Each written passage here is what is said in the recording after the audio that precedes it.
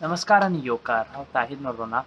I have just got under RTI almost 400 pages of documents related to the discussions that went into these TCP amendments that everybody is talking about.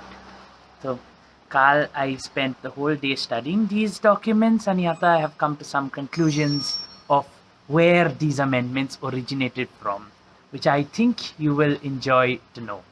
So, total 11 amendments आहा तुम्ही म्हाका दिसता याद आसा that in September 2022 17 amendments came which the people of Goa unitedly pushed back against and all were withdrawn.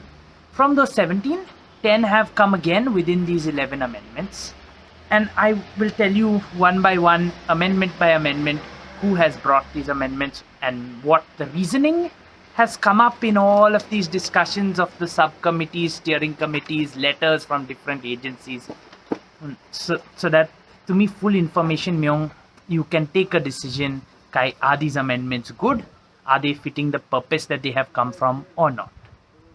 Let's start. Poili je amendment asa is to allow diploma engineers to sign building plans. This has come from the Institute of Engineers Goa chapter. Second amendment is to allow housing 7.5% inside industrial zones. This amendment was requested by Chief Minister Pramod Sawant in connection with a promise he made in the budget last year that we will find places to accommodate migrant workers. So, Makdista, the logic is that, we have industrial estates, let's put the migrants inside there. Ignoring ideas of specific industrial estates, spot industries, and दूसरे complications that come up. तीसरा जो amendment is the regularization of illegal construction that is more than 500 square meters in size. This amendment came by request of former TCP Minister Babu Kavlikar. आणि त्याने किती बरयला? त्याने बरयला that I have been receiving many complaints from people that their structures are too large to be regularized under the current scheme. So therefore, we must create a provision to regularize the constructions above 500 square meters. Makai, a 3 BHK bungalow is 150 square meters. Who are the people who have illegal constructions above 500 square meters built up? These are not the local Goans. And these are the people who also have the connect with the minister to go and tell him that our illegal constructions are not getting legalized. The fourth amendment is to create a provision for charging of electrical vehicles. This came from the steering committee to match the central government's electric vehicle policy. Fifth amendment is in case a construction slightly moves during the time of construction and encroaches into setbacks by 5%, this should be relaxed and allowed. This has also come from the steering committee. And the justification is that normally poorer people, when they construct, their construction skills are not so good. And so there are some discrepancies. And we need to create some relaxation to allow them to have that. Sixth amendment is allowing all of the open spaces inside a plotted development like colony. They all need to originally have 5% for utilities. Ata all of the utilities can be clubbed into one open space, matching 5% of the total open space in the colonies. And the other part of this amendment is that now utilities space also includes some types of commercial activities. Dogui amendments came from the request of Confederation of Real Estate Developers in India, CREDI. And its justification is that developers are finding that the open spaces are unused and Goa's housing colonies are very small. So if we put all the utilities in one space, it's okay, it's not inconveniencing people on the other end of the colony. Satwa amendment jasa is reduction of the road widths for multi-family housing projects.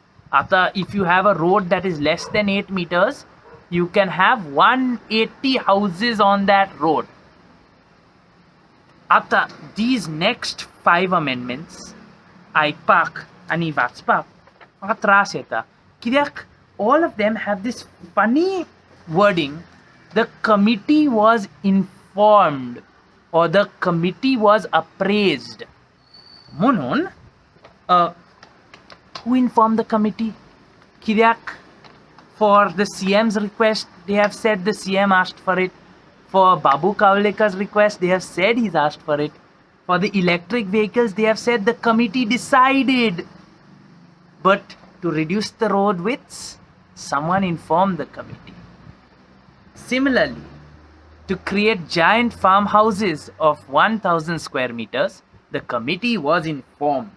And they were informed because other states have a provision.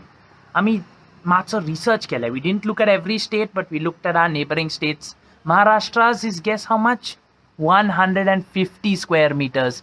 Which state is talking about 1,000 square meter farmhouse? Maka khobar na. The other part, allowing other uses inside the A1 and A2 zones. The committee was informed because other states have it. Other states' agricultural policies are not the same as ours. Amche goyachi khetyo ani morod are not just agricultural land, they are also playing the role of eco-sensitive zones. So Ami already explained. You cannot apply the agriculture policy and plan of Rajasthan, where they have plenty of agricultural land and where they can accommodate some warehouse and some other uses on that land. Our agricultural land is minimal, not enough to support the growing population in terms of climate change. That is why, and what I find most interesting is that, again, not mentioned which states, other states. I have seen this in Rajasthan, Ekte state and in Poila. I don't know about other states. I have looked, I have not seen in others yet.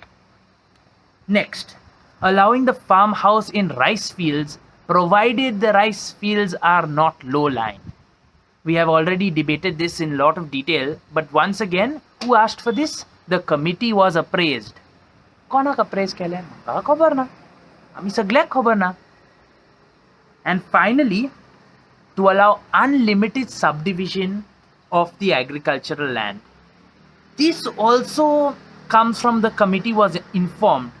तुम्ही म्हाका दिसता याद आसा 2019 they had brought an amendment to restrict the amount of times you can divide agricultural and orchard land, A1 and A2 zones.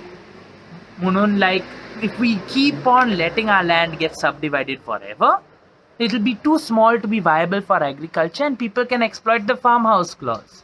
They have deleted that 2019 amendment now and reinstated that you can unlimitedly divide your land.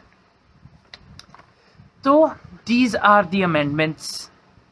You can listen to everything else we've put out about the amendments, but I thought that it would be important to let you know why these amendments have come, who has asked for these amendments, and what the reasoning they have given for these amendments. आता तुम्ही चिता, तू गोंयकार. Are these amendments benefiting you and your specific problems, or are there better, more holistic ways to get solutions for the poor people?